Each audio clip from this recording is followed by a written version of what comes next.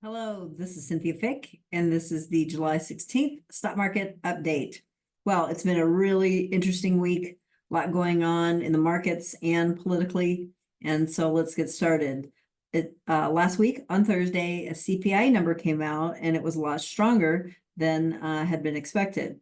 And that led the market to start thinking that there's a pretty sure bet that they're going to be lowering interest rates sometime later this year. That means it's good for the market also. During that time, small companies, small caps, started to do better. Kind of an interesting thing that happened at the end of last week. So the markets are betting that they're probably going to lower interest rates, later in the year, and that again is very good for risk on, and small caps represent that kind of risk on. And of course, we all know what happened this weekend.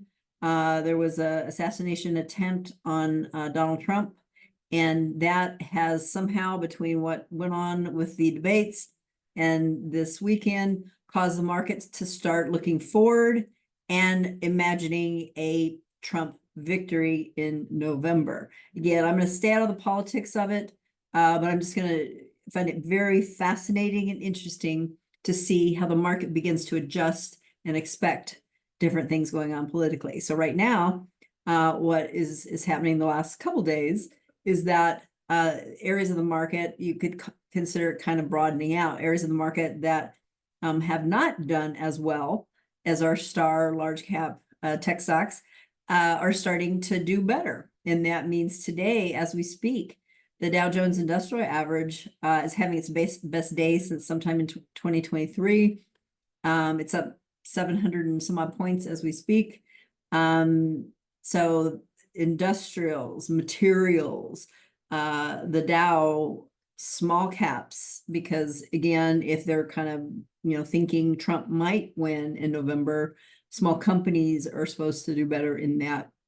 Energy, financials, real estate investment trust are up over the last 2 days, since the market seems to be pricing that in. Now, is that a done deal? Of course it's not. The market's just preparing itself for if that is what is going to happen.